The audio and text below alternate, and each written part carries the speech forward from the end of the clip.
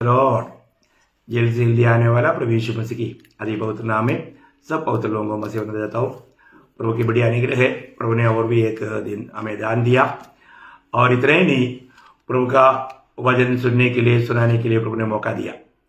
कितना भाग्यवान अवस्था है जो भी व्यक्ति ये वचन सुन रहा है और जो सुनाने वाला हम लोग भी, ये भाग्य अवस्था में प्रभु ने हमको लाया। तो हम लोग इन दिनों में जो अध्ययन कर रहा है, एक एक विषय पर हम लोग करता है, तो वो विषय पर लोगों को सही ज्ञान मिलना चाहिए, ये हमारा उद्देश्य है। तो हमने ये माला इन दिनों में ध्यान करने वाला विषय को हमने मेन हेडिंग जो दिया था, उद्धार का भिन्न भिन्न अनुभव, उद्धार का भिन्न भिन्न अनुभव। तो उसमें हमने सबसे पहले ध्यान किया था नया जन्म। नया जन्म के बारे में इससे पहले भी बोला, मैं एक और डायरेक्शन में आपको वो बात संक्षिप्त में समझाया। हम लोग नया जन्म पाया हुए लोग हैं, प्रभु के लोग, मंडली नया जन्म पाया हुए लोग हैं। तो मंडली के लोग नया जन्म पाया हुए लोगों के बारे में जब पहला यूहन्ना 3 अध्याय उसका 9 वचन में यूहन्ना बोलता है, जो कोई परमेश्वर से जन्मा है वह पाप नहीं करता, क्योंकि उसका बीज उसमें बना रहता है और वह पाप कर ही नहीं सकता। कितना सुंदर बात है ना, ये एक सच्ची बात है। जब हम प्रभु में आने से पहले पाप करने के लिए हमें कोई भी शर्म नहीं था, कोई डर नहीं था, क्योंकि हम पाप का गुलाम था। जो पाप करता है वो पाप का गुलाम है। परंतु अभी हम उद्धार पाया हुआ अनुभव में हमको प्रभु की आत्मा मिल गया, हमें पाप क्षमा मिल गया। अभी हमें उस स्वभाव से प्रभु ने हमें मुक्त किया, वो सड़ाहट था। अभी हम ईश्वरीय स्वभाव का भागीदार बना। दूसरा पत्रोस 1:4 आपको मालूम। परंतु यहाँ पर वही यूहन्ना, पहले यूहन्ना 5:18 में यूहन्ना क्या बोलता है मालूम है?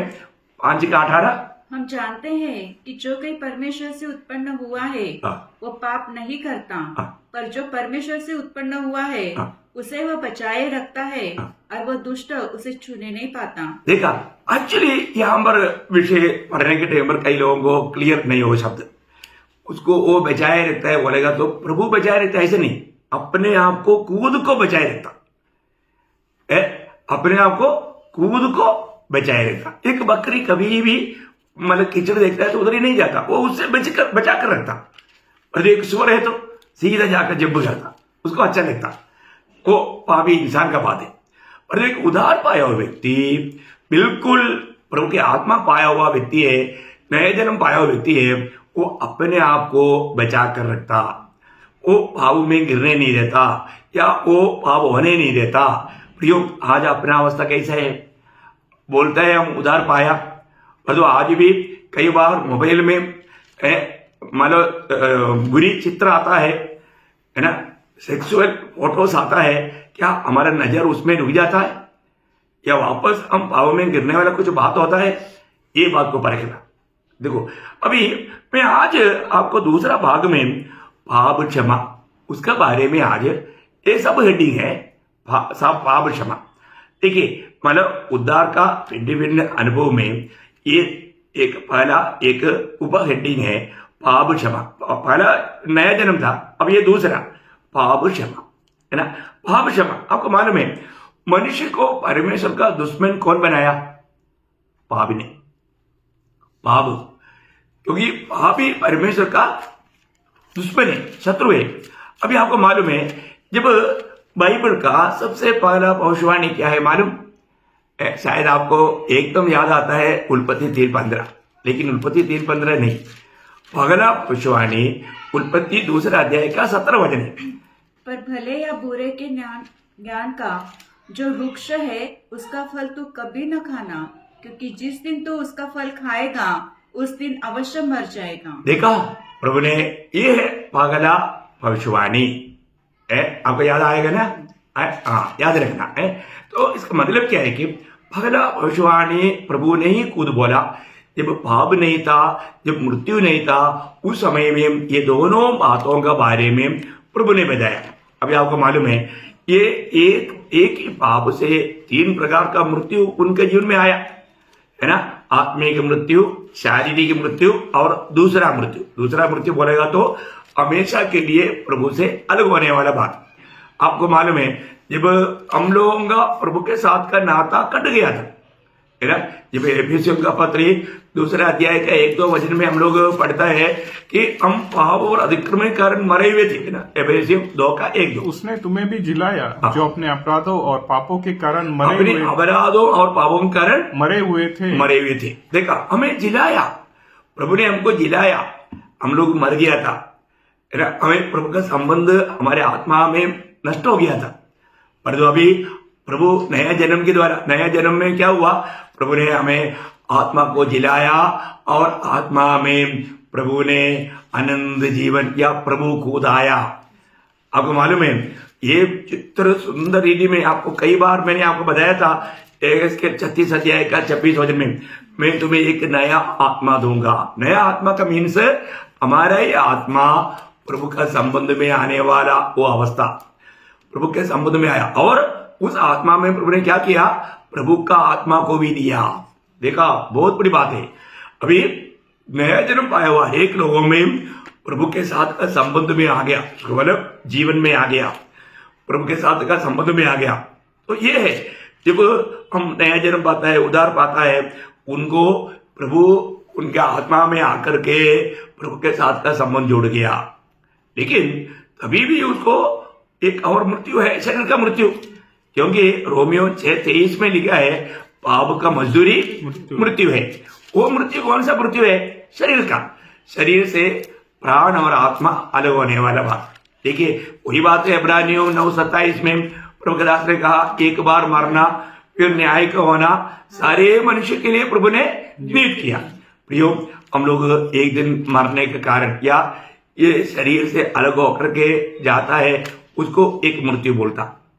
अब ये बात को जानना, एक तीसरा एक मृत्यु मैंने आपको बोला, उसको बाइबल दूसरा मृत्यु कहता है ना।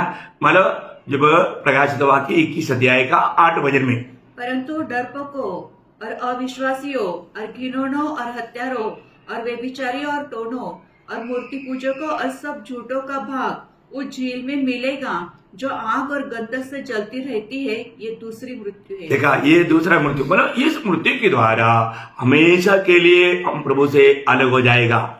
अब बार बार आपको याद रखना, मृत्यु का अर्थ खत्म हो जाना ऐसा नहीं, मृत्यु का अर्थ परमेश्वर से अलग हो जाना। अब यहाँ पर ये दूसरा मृत्यु के द्वारा क्या हुआ, हमेशा के लिए वापस कभी भी अनंतदाम में उन लोग प्रभु से कभी भी मिल नहीं सकता। ओ कितना दुखदायक बात है प्रियो, कितना दुखदायक बात है। अभी जीते जीते हमें प्रभु से भेंट करने का मौका है, इसलिए यहाँ पर रह करके हमें वो नाता जोड़ना है। और ऐसा नहीं जोड़ा है ना, वो बहुत बड़ा नुकसान की बात बन जाएगा, है ना। इसलिए यीशु मसीह ने पूछा, वो सवाल आपको याद होगा मत्ती 16:26 में, एक इंसान ने सारा संसार को कमा लिया पर तो अपना आत्मा का नष्ट किया तो उन्हें क्या लाभ है, उन्हें क्या लाभ है प्रियो, कुछ भी लाभ नहीं। इसका मतलब अभी यहाँ पर एक बात को जानना है कि हमको जब तक पाप क्षमा नहीं मिलेगा तब तक हमें परमेश्वर की उपस्थिति में प्रवेश नहीं, या प्रभु के साथ का नाता हमारा जोड़ा नहीं जाएगा। हमें और परमेश्वर से अलग करने वाला एकमात्र बात क्या है, हमारा पाप है। इसलिए अब ये पाप क्षमा कोई इंसान की तरफ से हमको नहीं मिलेगा। कोई भी इंसान अपने आप को भी नहीं बचा सकता, जब अपने आप को नहीं बचा सकता तो दूसरे को कैसे बचाएगा, इसका मतलब फिर ये छुटकारा ये कहां से मिलेगा, सिर्फ प्रभु से, प्रभु की ओर से हमें ये छुटकारा मिल रहा है। और ये भी हम पाप करता है तो प्रभु के खिलाफ में पाप करता, ये आपको याद होना। आपको मालूम है दावीद जब पाप किया, पाप करने के बारे में दावीद ने अपने पाप के बारे में क्या बोला, जब भजन संगीता 51 अध्याय का 4 वचन, मैंने केवल तेरे ही विरुद्ध पाप किया। देखा, मैंने केवल तेरे ही विरुद्ध पाप किया। देखिए अभी यहाँ पर एक्चुअली मतलब दावीद किस किस के पाप किया, बेरशेबा के साथ पाप किया, है ना। तो परंतु यहाँ पर दावीद बोलता है मैंने केवल तेरे ही विरुद्ध पाप किया। प्रियो, हमारा जो भी पाप है वो परमेश्वर की खिलाफ में ही होता है।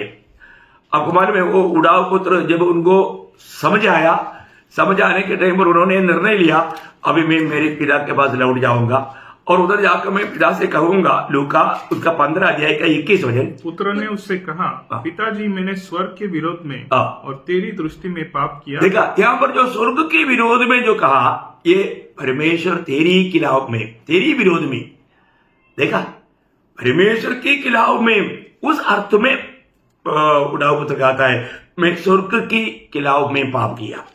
प्रयोग एक बात जानना, मानो हम लोग जब भी पाप करता है वो परमेश्वर का खिलाफ में पाप करता, परमेश्वर के खिलाफ में पाप करता।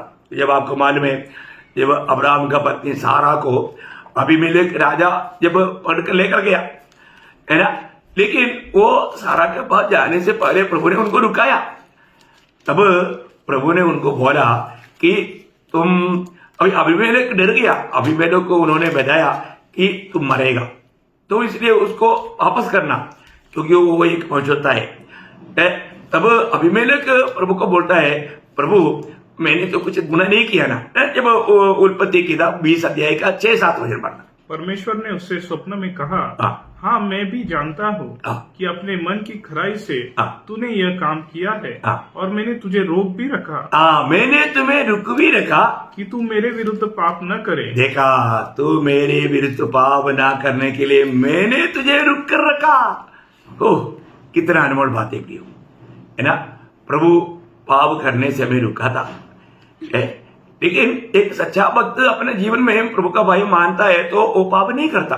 वही उत्पत्ति 39 अध्याय का 9 वचन में जब योसेफ का जीवन में पाप करने की प्रेरणा मिला, तब योसेफ कहने वाला बात, प्रभु का भय मानने वाला योसेफ कहने वाला शब्द हमारे लिए बहुत प्रोत्साहन देने वाला बात है। आप देखिए, इस घर में मुझे इससे बड़ा कोई नहीं, और उसने तुझे छोड़ जो उसकी पत्नी है मुझसे कुछ नहीं रख छोड़ा, इसलिए भला मैं ऐसी बड़ी दुष्टता करके परमेश्वर का अपराधी क्यों बनूं? देखा, मैं परमेश्वर की अपराधी, इसका मतलब यदि मैं यहाँ पर पाप करता है तो मैं क्या कर रहा है, परमेश्वर के खिलाफ पाप कर रहा है। प्रियो एक बात जानना, हम लोग जो भी पाप करता है वो परमेश्वर के खिलाफ पाप करता है। इसका मतलब अगर हम प्रभु को प्यार करता है तो प्रभु का दिल को दुखाने वाला नहीं बनना चाहिए। हम हर एक बातों में सावधान रहना चाहिए। मैं हर एक पवित्र लोगों से बताना चाहता हूँ प्रियो, आप आज बहुत लोग अपने आप को धर्मी दिखाना चाहता, पर तो उनके जीवन में यदि हम पाप के बारे में उनको याद भी दिलाए तो याद दिलाने वाला दोषी बन जाता है, उसको बहुत कठोर मनुष्य समझता। नहीं प्रियो, प्रभु आपसे बात कर रहा है, यह बात को आप समझो। ये भी अगर हमें कोई समझा रहा है तो है ना, उसके लिए हम प्रभु को धन्यवाद देना चाहिए। लेकिन आजकल का अवस्था ऐसा नहीं। अभी जैसा मानो मैं आपको बताना चाहता हूँ, अंत समय में लोग मानो वो अभिमानी बन जाता, डींगमार हो जाता। मैं आपको पढ़ाऊंगा पाप का लिस्ट पढ़ाने के टाइम पर। लेकिन एक बात जानना प्रियो, हमारे जीवन में ये भी अगर हमें कोई समझा रहा है तो प्रभु की ओर से एक करके जानना चाहिए और अपने आप को नम्र करना चाहिए। लेकिन आजकल का विश्वासी लोगों का भी अवस्था, लोग कुछ गलती अगर उनको समझाने के लिए जाएगा तो अपने इतना भयंकर परेशान में पड़ जाता क्योंकि बताने वालों को दोष लगा करके वो एकदम मतलब सुनना ही नहीं चाहता। ऐसा अनुभव है आजकल। बहुत दुख की बात है, बहुत दुख की बात है। अभी हम लोगों को कैसे बातों को सामना करना पड़ता, प्रभु करे। लेकिन एक बार हम देखते हैं ना, प्रभु यीशु मसीह के पास एक बार 4 लोग मिलकर के एक पारलीस व्यक्ति को घाट में लेकर आया, और तो उन लोगों भीड़ के कारण उनके निकट नहीं लेकर जा सका। तब उन्होंने छत खोल करके उनको सीधा प्रभु की ओर उतारा।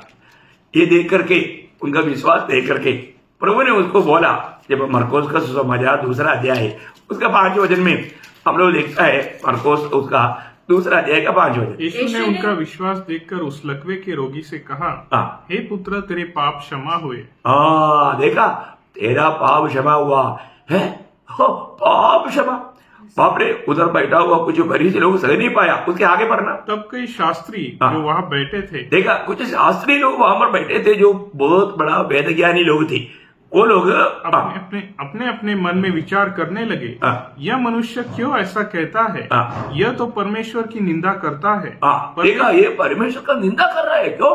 क्यों, कारण क्या है? परमेश्वर को छोड़ और कौन पाप क्षमा कर सकता है? देखा प्रियो, एक्चुअली वहां पर ये कामों के द्वारा प्रभु क्या बता रहा था, मैं स्वयं परमेश्वर हूं। तो ये अभी देखो, आम एक पेड़ में आ गया तो वो आम का पेड़ है, नहीं, वो अमृत का पेड़ में अचानक आम आ गया, कोई बोलेगा? नहीं बोलेगा। अभी कई बार कई लोग बोलता है कि क्या यीशु मसीह ने कभी कहा मैं परमेश्वर हूं? अरे आम का पेड़ को लिखकर रखना पड़ता है कि ये आम का पेड़ है, क्या है ना, कैसा है? अभी उनको भी मालूम है पाप क्षमा कौन दे सकता? परमेश्वर। इसका मतलब यीशु मसीह ने ये काम से क्या प्रकट किया? मैं परमेश्वर हूं, मैं सृष्टिकर्ता परमेश्वर हूं। देखा, ये बात करते हुए, कार्य करते हुए प्रभु ने प्रकट किया, तभी भी उन्होंने विश्वास नहीं किया। देखा प्रियो, एक बात जानना, पापी इंसान उनका आत्मिक आंखें अंधा है। हमारे जीवन में हमें इस बात को जानना है कि मेरे जीवन में कोई पाप राज कर रहा है तो मैं सच्चाई को पहचानेगा नहीं। मैं आपको कुछ पाप का लिस्ट जो बाइबल में दिया, कुछ वचनों को मैं पढ़कर आपको सुनाना चाहूंगा। ऐसा पाप है जो कि उनका हृदय का दृष्टि को अंधा करके सत्य वचन को, सच्चा परमेश्वर को जानने में रुकावट डालता। वो कुछ पाप मैं आपको पढ़ करके सुनाना चाहूंगा। आप लोग ध्यान से सुनना, मैं उसके बारे में कुछ बताऊंगा नहीं, व्याख्या नहीं करूंगा। पहला यीशु मसीह ने जो बताया हुआ शब्द है मरकुस 7 अध्याय का 21 से 23 तक बोले। क्योंकि भीतर से अर्थात मनुष्य के मन से बुरे बुरे विचार, व्यभिचार, चोरी, हत्या, परश्रीग्रमण, लोभ, दुष्टता, छल, लुचपन, कुदृष्टि, निंदा, अभिमान और मूर्खता निकलती है। ये सब बुरी बातें भीतरी से निकलती है और मनुष्य को अशुद्ध करती है। देखा, मनुष्य को अशुद्ध करने वाला, मनुष्य को प्रभु से दूर करने वाला कुछ पापों का बारे में यहाँ पर यीशु मसीह ने बोला। अभी पौलुस पाप का बारे में कई पत्रियों में बहुत विस्तार से बताया। मैं वो बात भी आपको याद रहने के लिए बताता हूँ। पहले हम रोमियो का पत्री पहला अध्याय है, उसका 29 से 32 तक वचन पढ़ेंगे। रोमियो पहला अध्याय उसका 29 से 32। इसलिए वे सब प्रकार के अधर्म और दुष्टता और लोभ और बैरभाव से भर गए और डाह और हत्या और झगड़े और छल और ईर्ष्या से भरपूर हो गए और चुगलखोर, बदनाम करने वाले, परमेश्वर से घृणा करने वाले, दूसरा का अनादर करने वाले, अभिमानी, डिंगमार, बुरी बुरी बातों के बनाने वाले, माता पिता की आज्ञा न मानने वाले, निर्बुद्धि, विश्वासघाती, माया रहित तो निर्दय हो गए। वे तो परमेश्वर की यह विधि जानते हैं कि ऐसे ऐसे काम करने वाले मृत्यु के दंड के योग्य है। तो भी न केवल आप ही ऐसे काम करते हैं, वरन कराने वालों से प्रसन्न भी होते हैं। देखो, अभी यहाँ पर मेरे को बहुत अद्भुत लगता है कि मतलब ये लोगों को जब गलती के बारे में समझाएगा तो भी वो लोग बोलता है तुमको किसी ने कुछ बोला होगा या किसी का कुछ सुन करके तुम्हें ये बात बता रहा होगा, है, और तो पाप में ही चलते रहेगा, पाप छोड़ने के लिए तैयार नहीं। कितना दुखदायी बात है, क्योंकि ऐसा लोग उधार पाया करके आप नहीं समझ सकता। एक उधार का अनुभव नहीं होता, या उधार पाने के बाद में भी वापस वो शरीर का गुलाम या पाप का गुलाम मिल जाता। एक भयंकर बात है। फिर उन लोगों को बात समझाएगा तो भी समझेगा नहीं, है ना। कोई बात अभी मानो उधार पाया हुआ कुरिन्थ मंडली के बारे में पौलुस से समझाने के टाइम पर पहला कुरिन्थी उसका 6 अध्याय उसका 9-10 वचन पढ़ना। क्या तुम नहीं जानते कि अन्यायी लोग परमेश्वर के राज्य के वारिस न होंगे? धोखा न खाओ, न वेश्यागामी, न मूर्ति पूजक, न परश्रीगामी, न लुच्चे, न पुरुषगामी, न चोरी, न लोभी, न पियक्कड़, न गाली देने वाले, न अंधेर करने वाले परमेश्वर के राज्य के वारिस होंगे। देखा, ये लोग नहीं होगा। अभी आगे उसका 11 वचन में क्या बोलता? और तुम में से कितने ऐसे ही थे। देखा, तुम में से कितने ऐसे थे, परंतु तुम प्रभु यीशु मसीह के नाम से और हमारे परमेश्वर की आत्मा से धोए गए और पवित्र हुए और धर्मी ठहरे। देखा, प्रभु का वचन सुन करके उन्होंने प्रभु यीशु मसीह के कलवरी सूली में बगा हुआ उस खून का अंगीकार किया। यीशु मसीह की मृत्यु मेरे लिए था करके माना और उन्होंने प्रस्ताव किया, प्रभु को ग्रहण किया। तब प्रभु ने उनको अपने खून से धोकर उनकी आत्मा से उनको शुद्ध करके सिद्ध किया। कितनी बड़ी बात है? अभी गिलातियों का पत्री 5 अध्याय 19 से 21 वचन पढ़ना। शरीर के काम तो प्रगट है, हाँ। अर्थात व्यभिचार, गंदी काम, लुचपन, मूर्ति पूजा, टोना, बैर, झगड़ा, ईर्ष्या, क्रोध, विरोध, फूट, विधर्म, डाह, मतवालापन, लीला क्रीड़ा और इनके जैसे और काम हैं। इनके विषय में मैं तुमसे पहले से कह देता हूँ, जैसा पहले कह भी चुका हूँ कि ऐसे ऐसे काम करने वाले परमेश्वर के राज्य के वारिस न होंगे। देखा, प्रभु का राज्य में नहीं जाएगा। देखो अब का कितना कितना लिस्ट प्रभु का वजन देता है प्रियो। अभी अंत समय में आया हुआ लोगों के लिए एक विशेष चिन्ह। एक्चुअली ये बात विश्वासियों के जीवन में आने वाला पाप का बारे में है, परंतु अविश्वासी विश्वासी दोनों एक ही प्रकार करने वाला पाप है। इसलिए मैं वो बात को भी आपको बताना चाहूंगा। 2 तिमोथी 3 अध्याय उसका 1 से 5 वचन। पर यह स्मरण रख कि अंतिम दिनों में कठिन समय आएंगे, क्योंकि मनुष्य स्वार्थी, लोभी, डिंगमार, अभिमानी, निंदक, माता पिता की आज्ञा टालने वाले, कृतज्ञ, अपवित्र, दया रहित, क्षमा रहित, दोष लगाने वाले, असंयमी, कठोर, भले के बैरी, विश्वासघाती, डींग, घमंडी और परमेश्वर के नहीं वरन सुख विलासी ही की चाहने वाले होंगे। वे भक्ति का भेष तो धरेंगे पर उसकी शक्ति को न मानेंगे। ऐसों से परे रहना। देखा, वो सख्त जगह भी नहीं भी हमारे जीवन में आज विश्वासियों में तक इसी प्रकार का स्वभाव गुणों में लोग बहुत मिलता है। अब उनसे क्या करना? उससे परे रहना, नहीं तो उनका स्वाधीनता हमारे जीवन में भी धोखा आ सकता है। लोग कितना भी समझाए तो भी समझने के लिए तैयार नहीं। घमंडी लोग हैं, वो शास्त्रीय फरीसियों का भक्ति के जैसा भक्ति है, कभी भी अपना पाप कबूल करने के लिए तैयार नहीं होता।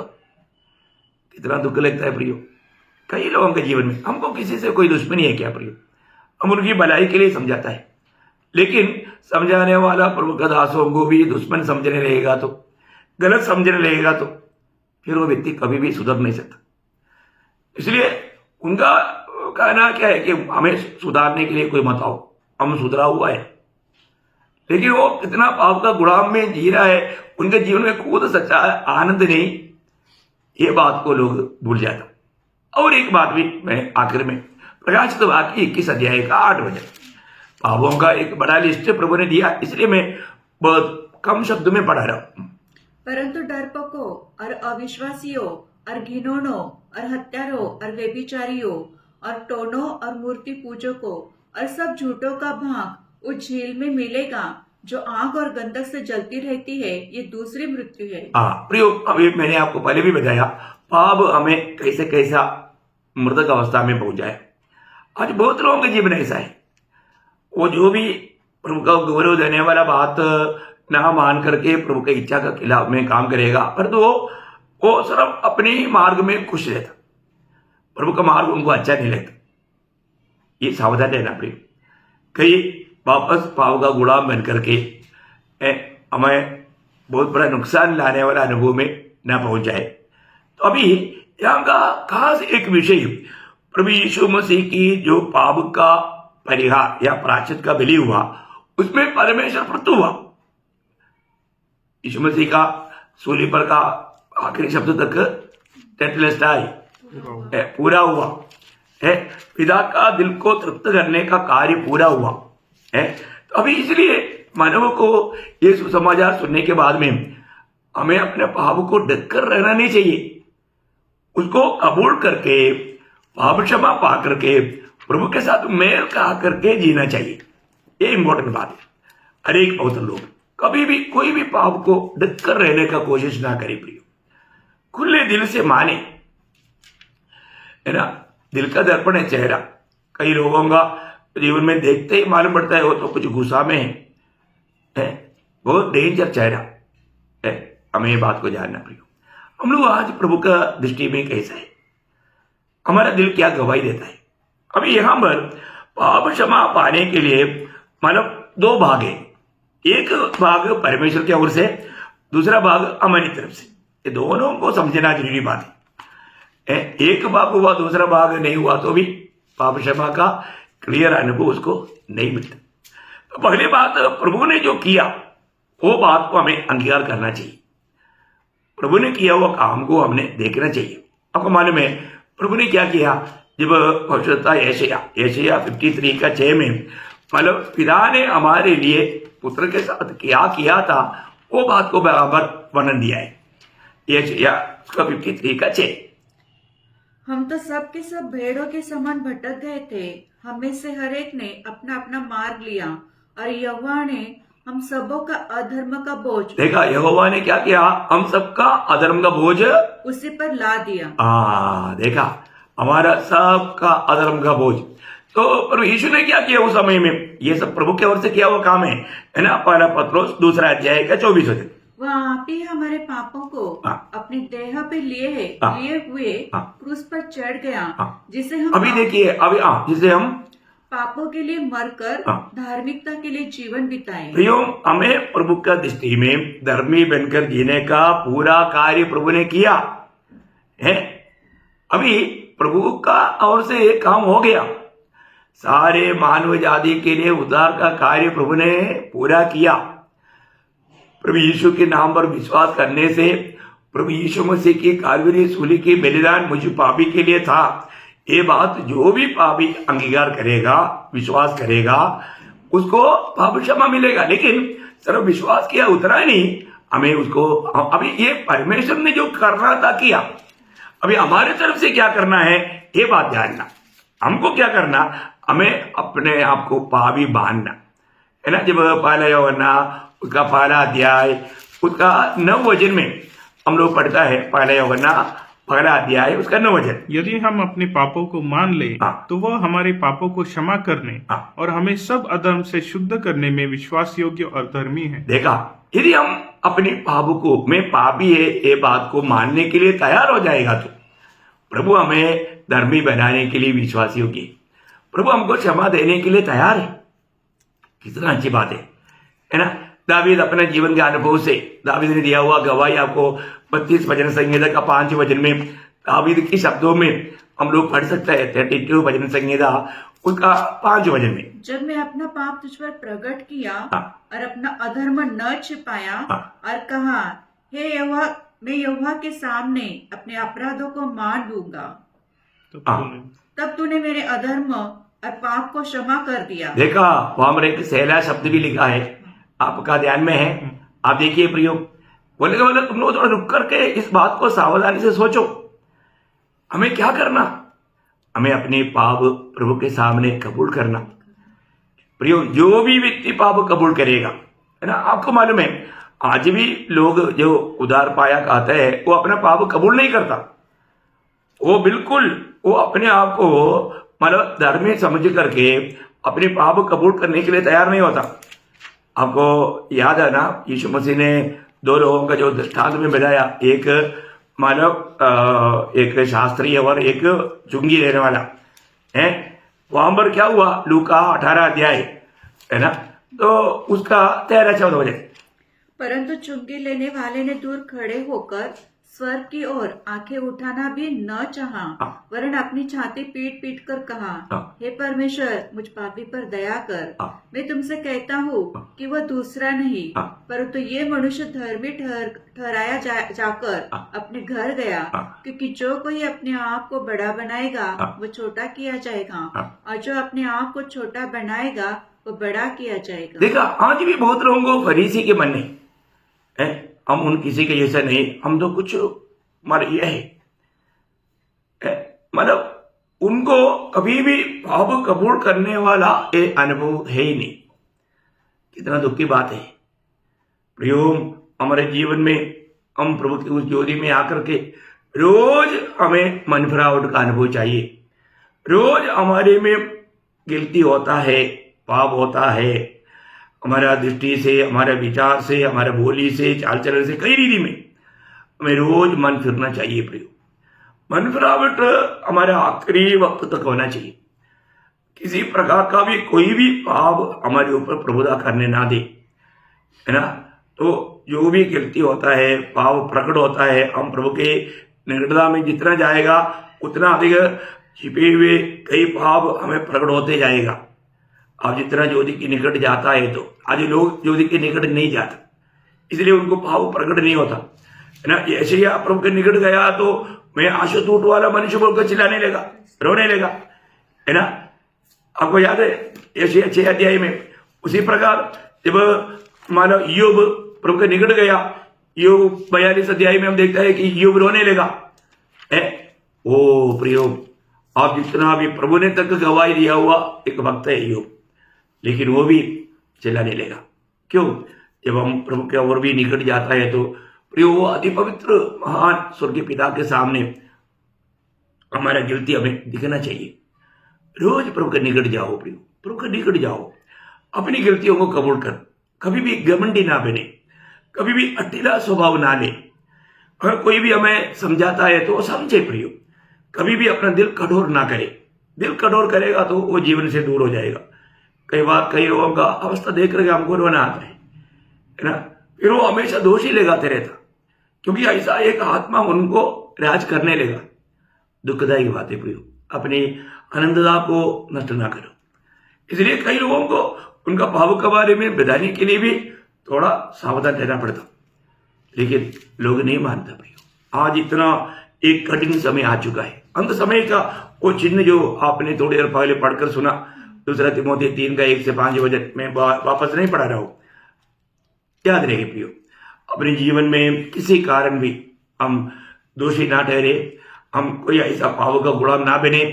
एक सच्चा पवित्र जीवन रोज, अभी आप उधार पाया व्यक्ति, हमें रोज जो हमारे जीवन से होने वाला पापों को कबूल करना, वो पाप किया वो प्रभु का पक्का बताना, और किसी के साथ हुआ है तो उसका मेल खाना, ये दोनों चाहिए प्रियो, नहीं तो आप पवित्रता में बढ़ नहीं पाएगा। इसलिए सावधान रहना प्रियो। एक सच्चा पवित्र विजयी जीवन बिताने के लिए प्रभु ये वचन सुनने वाला आप सबको सहायता करे। और अगला क्लास में आपको मतलब एक व्यक्ति का उधार पाने से पहले उसकी पाप का अवस्था क्या था, और उधार पाने के बाद में उसके जीवन में पाप का अवस्था क्या है, वो अगला क्लास में मैं आपको बताऊंगा। आप फिर से मिलने तक प्रभु आपको बहुत आशीष दे, प्रभु के पंखों दे, प्रभु आपको संभाले, प्रभु को महिमा मिले। आमीन।